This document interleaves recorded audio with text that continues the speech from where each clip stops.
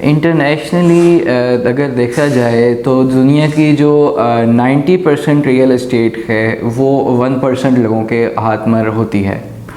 मगर फ़ॉर्चुनेटली अगर हम अपने मुल्क पाकिस्तान की बात करें तो हमारे मुल्क पाकिस्तान में 1% लोग ऐसे हैं जिनके हाथ में जो है वो सारी रियल एस्टेट की मोनोपोली चल रही है। इंटरनेशनली 10% जो आबादी है दुनिया की उसके हाथ में रियल एस्टेट चलती है। मगर हमारे पाकिस्तान में चूँकि इस हद तक अभी लोग के हाथ में पैसा नहीं आया, कैश फ्लो लोगों के पास इतना ज़्यादती के साथ नहीं है कि वो ज़मीन को ऑक्यूपाई कर सकें। अगर हम देखें कराची में या लाहौर में या इस्लामाबाद में तो ज़मीन की जो वैल्यू है वो इतनी इस हद तक बढ़ चुकी है कि अगर हम फ़र्ज़ करें अपने पाकिस्तान में हमारा जो नॉर्मल रिहायशी है वो नॉर्मल तो अब खैर इतना नहीं कमा रहा, अगर हम अपने हायर मिडिल क्लास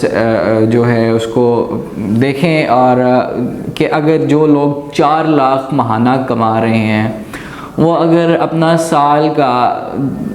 जो टोटल आमदनी है उसका 10% भी अगर वो जमा करता है या 20% चले वो सेव कर लेता है 18-20%, तो तकरीबन हमारा जाके 9.5 लाख 10 लाख साल का उसकी सेविंग बनती है। अगर वो 4 लाख माहाना कमाने वाला इंसान भी अपनी 20% तनख्वाह को साल के एंड तक सेव करके रखता है, और इस तरह से फिर उसके पास अपॉर्चुनिटी बचती नहीं है कि वो लैंड में लैंड ऑक्यूपाई करे, उसको लैंड ख़रीदे, उसमें इन्वेस्टमेंट करे रियल एस्टेट में। मगर चूँकि हमारे पास अब जिद्दत होती जा रही है दुनिया में भी, और बहुत सारे ऐसे कारोबार हैं जिसमें आपको ज़मीन की ज़रूरत नहीं होती। अब हाई राइज बिल्डिंग्स बननी शुरू हो गई हैं और एक छोटे से ज़मीन के टुकड़े पर 10-10 12-12 मंजिला इमारत बनने जा रही हैं, बन चुकी हैं। और अभी यहाँ पाकिस्तान में भी बहुत ज़्यादा हाई राइज का ट्रेंड चला हुआ है। कराची में तो काफ़ी ज़्यादा अपार्टमेंट्स का काफ़ी अरसे से, बहुत सालों से ये रुझान चलता आया है। अब तो लोग प्रेफर करते हैं कि हम जो है एक विला के या एक उसमें बेंगलोर के हम अपार्टमेंट में रहें, अपार्टमेंट को प्रेफर करते हैं। और technology is being that much advance के अब वो टेक्नोलॉजी जो है वो 150 से 200 स्क्वायर फीट के अंदर अपने आप को चला सकती है। मतलब ये कि मेरा कहने का मतलब ये है कि जो टेक्नोलॉजी के बिजनेसेस हैं वो 150 से 200 स्क्वायर फीट में भी चल सकते हैं। मगर आज से अगर हम कुछ अर्से पहले देखें तो हमें चूँकि किसी ने भी रियल एस्टेट में इन्वेस्टमेंट करनी थी, हाई राइज का तस्वर या इसका ट्रेंड नहीं था पाकिस्तान में, किसी ने भी अगर रियल एस्टेट में रेंटल इनकम प्रॉपर्टी लेनी है तो उसने एक मकान लेना है या एक प्लॉट लेना है, उस पर घर लेना है और उसको किराए पर दे चढ़ाना है, या कोई दुकान बनानी है प्लॉट लेकर। अब ऐसा ये रुझान ख़त्म होता जा रहा है और अभी अपॉर्चुनिटीज़ बढ़ती जा रही हैं हमारे कम आमदन वाले बहन और भाइयों के लिए भी, हमारे साथियों के लिए भी, कि वो इन्वेस्टमेंट कर सकें।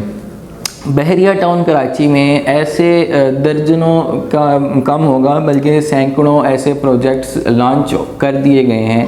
और डिलीवर भी कर दिए गए हैं काफ़ी उसमें से, और काफ़ी डिलीवर किए जाएंगे इंशाल्लाह। और देखिएगा कुछ आने वाले चंद सालों के बाद पाकिस्तान में रियल एस्टेट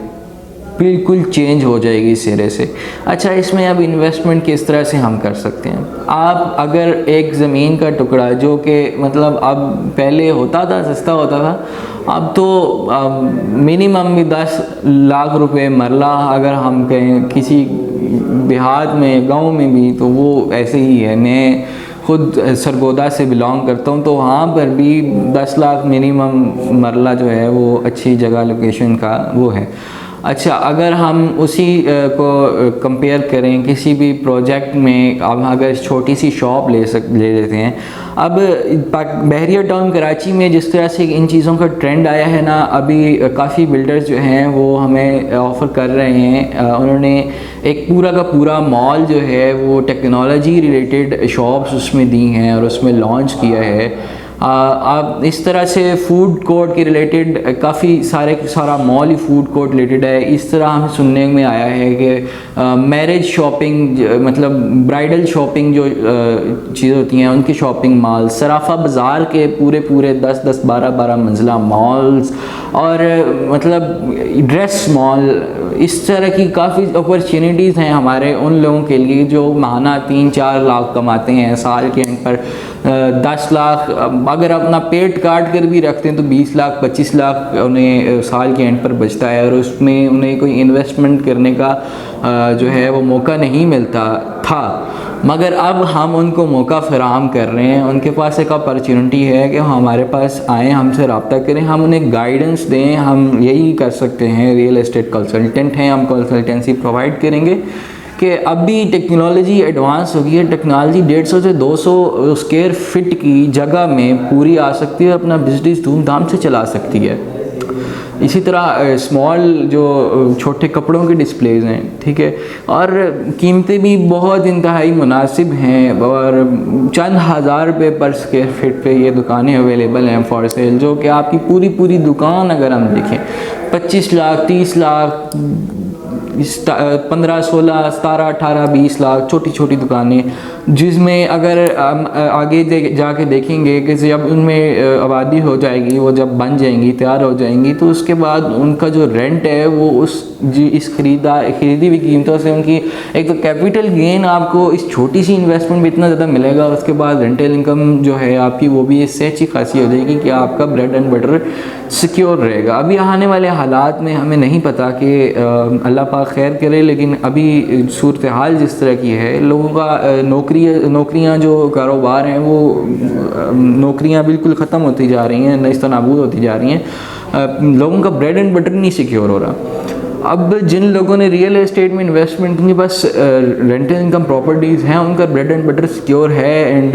वो अपनी ज़िंदगी पुरसुकून होकर गुजार रहे हैं। तो उनकी नौकरियां चली भी गई हैं तो वो कुछ छोटा मोटा बिजनेस स्टार्ट कर लिया, ना स्टार्टअप लिए है और साथ उनके पास रेंटल इनकम प्रॉपर्टी थी, जिसकी वजह से उनके पास कैश फ्लो इतना था कि अगर उनका कहीं कारोबार नहीं भी चल रहा या कहीं उनकी नौकरी चली भी गई है या उनकी पे ऑर्डर लेट भी हो गया है तो वो उनके पास कैश फ्लो आ रहा था कि वो अपना ब्रेड एंड बटर सिक्योर करें। मेरी बात अगर आपको समझ आए तो मुझसे नीचे दिए गए नंबर पर आप रब्ता कर सकते हैं। अभी बाकी ये बात इग्नोर करने वाली नहीं है, अगर आप समझदार हैं, इस बात को समझेंगे तो इंशाल्लाह हमारा जल्द ही बहरिया टाउन में मुलाकात होगी। अल्फला टावर बहरिया टाउन कराची के मेन गेट सेंटर होते साथ ही लेफ़्ट साइड पे प्लाजा है, उसमें 5th फ्लोर पे मेरा ऑफिस है। You all are welcome. मैं आपको चाय के साथ वेलकम करता हूँ, आएँ, बैठते हैं, गपशप करते हैं और आपको इन्वेस्टमेंट के नए से नए आइडियाज़ दूँगा। अस्सलाम वालेकुम।